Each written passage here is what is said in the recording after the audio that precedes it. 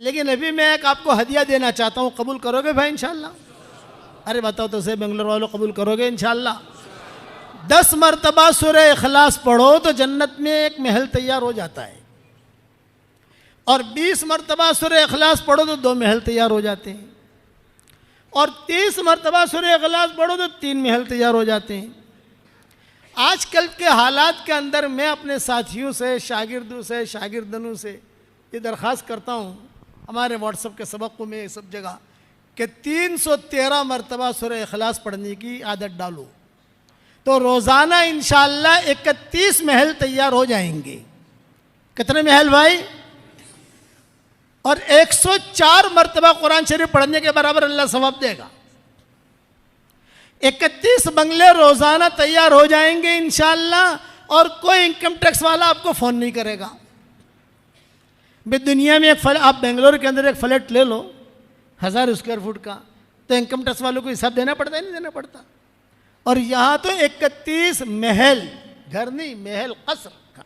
हुज़ूर सल्लल्लाहु अलैहि वसल्लम ने हज़रत उमर से कहा था, उमर 10 मरतबा सूरह इखलास पढ़, जन्नत के अंदर अल्लाह एक महल दे देगा। हज़रत उमर ने कहा 10 मरतबा सूरह इखलास पढ़ूँ, जन्नत में एक महल, मैं तो बहुत महल बनाऊंगा। आपने फरमाया जितनी ताकत हो बनाते बनाते थकेगा, अल्लाह देते देते नहीं थकेगा।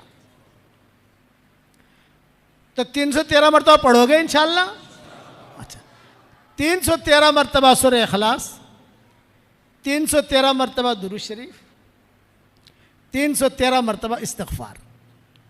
इस्तिग़फ़ार में शॉर्ट वाला अल्लाहुम्मा अग़फ़िरली, अल्लाहुम्मा अग़फ़िरली, वो पढ़ना ना आवे तो उर्दू में कह दो अल्लाहुम्मा, अल्लाह मुझे माफ़ कर दे, अल्लाह मुझे माफ़ कर दे।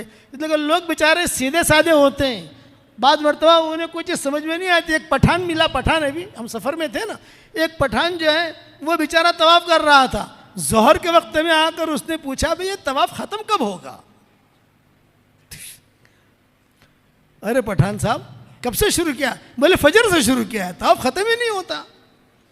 और बेचारा सुबह से चलते चलते थक गया ज़ोहर में, कि तवाफ़ ख़त्म कब होगा? अरे 7 चक्कर पर तवाफ़ ख़त्म हो जाता है। अरे भाई मुझे तो पता नहीं, मैं तो सुबह से लगा हुआ हूँ कि तवाफ़ ख़त्म होगा, कोई रहेगा नहीं, इसका मतलब है कि तवाफ़ ख़त्म हो गया। ये तो जो है चल रहा हूँ तो लोग आ रहे हैं, चल रहा हूँ लोग आ रहे हैं, सीधे साधे आदमी होते हैं। हाँ, मस्जिद क़ुबा में हम गए, एक बुढ़िया बैठी हुई कहती थी कि अल्लाह पाक तेरे नबी का उम्रा बहुत आसान है, तेरा उम्रा बहुत भारी है, कि तेरे उम्रे में बहुत थकती हूँ, तेरे नबी की उम्र में नहीं थकी। वहाँ जाकर 2 रकात नमाज़ पढ़ लो, तुमरे का सवाब मिलता है ना, कि तेरे नबी का उम्र बहुत अच्छा है। ऐसा मक्का में कर देना अल्लाह पाक, तेरा उम्र बहुत भारी है। सीधे साधे लोग बेचारे। तो ऐसे लोग होते हैं जिन्हें अरबी पढ़ना भी नहीं आता था। मैं उनसे कहता हूँ इतना कह दो, ए अल्लाह मुझे माफ़ कर दे, ए अल्लाह मुझे माफ़ कर दे, ए अल्लाह मुझे माफ़ कर दे, मुझे माफ़ कर दे। 313 मरतबा करोगे इंशाअल्लाह? आप इसकी इतनी आदत डाल दो तो उसके बाद जो दुआ मांगोगे अल्लाह आपकी दुआ कबूल करेगा। अच्छा, सुबह शाम की जो तस्बीह है ना, उसमें भी दुरूद शरीफ है, उसमें भी इस्तिग़फ़ार है, जो इसमें आप कवर कर सकते हो। यानी सुबह शाम 100 मरतबा पढ़ते हो, 200 मरतबा हो गया, अब 213 मरतबा और पढ़ना है, और कुछ नहीं। 313 मरतबा सूरह इखलास, 313 मरतबा दुरूद शरीफ, 313 मरतबा इस्तिग़फ़ार, इतनी की पाबंदी करो। इंशाअल्लाह सुम्मा इंशाअल्लाह आप कहोगे कि मौलवी साहब ने कितनी बड़ी चीज़ दे दी। मेरे वालिद साहब रहमतुल्लाह अलैह मुझे कहते थे कि बेटा यूनुस, ये यूनुस को थोड़ा खींचते थे, बेटा यूनुस रात को जब नींद ना आवे ना तो 5-6 बंगले बना देने की जन्नत में, तो बंगले बन जाएंगे, नींद भी आ जाएगी। समझ गए आप? और कहते हैं बेटा दुनिया में, मैं आप हजरात से कहता हूँ बेंगलोर में प्रॉपर्टियाँ बहुत बनाई, अल्लाह आपकी प्रॉपर्टियों में बहुत बरकत दे, हमारी दुआ है। अब जन्नत में ये प्रॉपर्टी बनाओ। और अब एक बात और भी कहते थे, जो अल्लाह जन्नत में बंगला देने पर तैयार है वो बेंगलोर में भी दे देगा, बंबई में भी दे देगा। जब वहाँ देने पर कादिर रहते, हिंदुस्तान दुनिया में नहीं दे सकता। कुछ बंगले अल्लाह यहाँ भी उतार देगा। कौन कौन पढ़ेगा इंशाअल्लाह भाई? वाह वाह वाह वाह। और एक हदिया और मुख्तसर सा, आजकल लोग बहुत परेशान हैं, जिसको देखो कारोबार नहीं है, कर्जा हो गया, जिन्नात परेशान कर रहे, नज़र लग गई, हसद है, और कर्जा चढ़ गया, कर्जा देता नहीं है, ये है ना भाई। हम तो जग पीर है ना, जग पीर, इसलिए हमको जो जो लोग पूछते हैं तो मैं उसका आसान इलाज बताता हूँ आपको। आपके जैसे मस्जिद है, इसके 4 कोने हैं, देखो एक कोना ये, एक कोना ये, एक कोना ये, एक कोना ये। वैसे हर आदमी के घर के 4 कोने होते हैं, कमरे के, कोई भी कमरा हो। आपके महल है, आपके पास कई कमरे हैं, एक कमरा खाली पकड़ लो आप। हर कोने में रोजाना आयतुल कुर्सी पढ़ा करो और दम कर दो, बस। आपके 5 बेडरूम है तो 5 बेडरूम में पढ़ना जरूरी नहीं है। 5 बेडरूम में 3 हॉल है, सब जगह पढ़ना जरूरी नहीं है। आप एक बेडरूम को पढ़ लो, एक बेडरूम में, दूसरे दिन दूसरे बेडरूम पकड़ लो, तीसरे दिन तीसरा पकड़ लो, ऐसा। और अगर सबको नहीं करना है, एक ही में पढ़ते रहना है तो एक ही में पढ़ो। 4 कोनों में 4 मरतबा आयतुल कुर्सी पढ़ो तो इससे 2 फायदे होंगे। ये जितनी परेशानियां हैं वो परेशानियां भी दूर हो जाएगी इंशाअल्लाह, और अल्लाह माल भी बहुत देगा। ये हज़रत अब्दुर्रहमान इब्न औफ का मामूल था, रोज़ाना पढ़ते थे।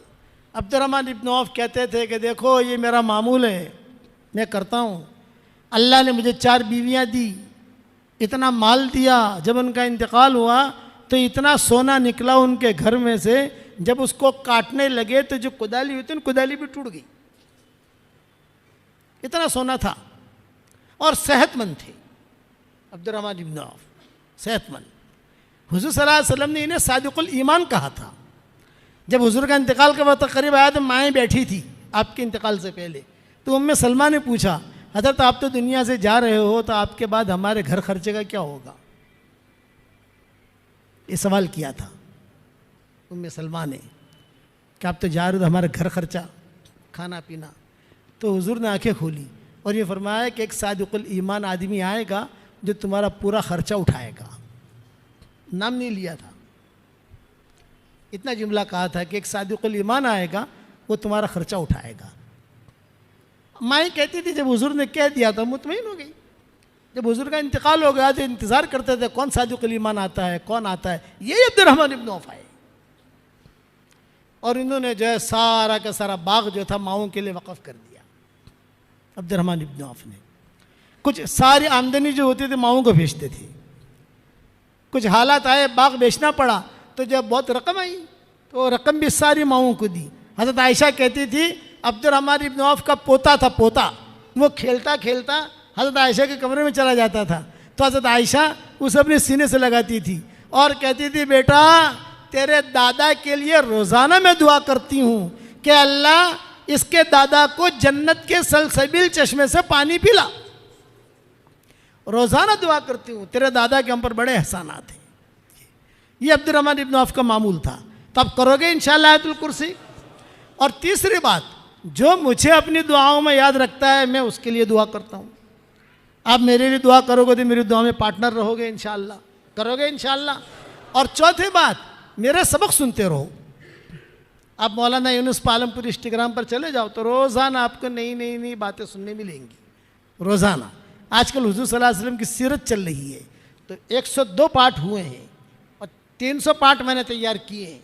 उसमें हज़रत उमर का किस्सा चल रहा है, किसी का किस्सा चल रहा है, वो सारे आपको थोड़ी थोड़ी बातें कान पर पड़ेगी कि क्या सीरत है हुजूर की। हाँ, जिन्नातों के किस्से मैंने बयान किए, बहुत कुछ बयान किया है। ये मजमून जो मैंने बयान किया ये इमाम साहब की बरकत है। जिन्नातों का जो मैंने बयान किया, हालांकि जिन्नातों का बयान ज़्यादा हुआ नहीं, बीच में आ गई दूसरी बातें। जिन्नातों का मुस्तक़बिल मुझे बयान करना था, अल्लाह जब तौफीक देगा तो दूसरी मरतबा आके बयान करेंगे इंशाअल्लाह। अब ये बताओ अल्लाह के रास्ते में निकलोगे कि नहीं निकलोगे भाई? सारा मजमा ये नीयत करे कि हमें दीन का काम करना है, और दीन के काम करने के लिए आसान शक्ल है दावत और तबलीग। ये आसान है। आप कुरान का तर्जुमा नहीं कर सकते, आप बयान नहीं कर सकते, आप जो है लंबी चौड़ी बातें लोगों को नहीं समझा सकते, लेकिन अल्लाह के रास्ते में निकल कर कभी 3 दिन के लिए निकलो, कभी चिल्ले के लिए निकलो, कभी 3 चिल्ले के लिए, जैसे फुर्सत मिले आपको, लेकिन दीन पर रहने की कोशिश करो।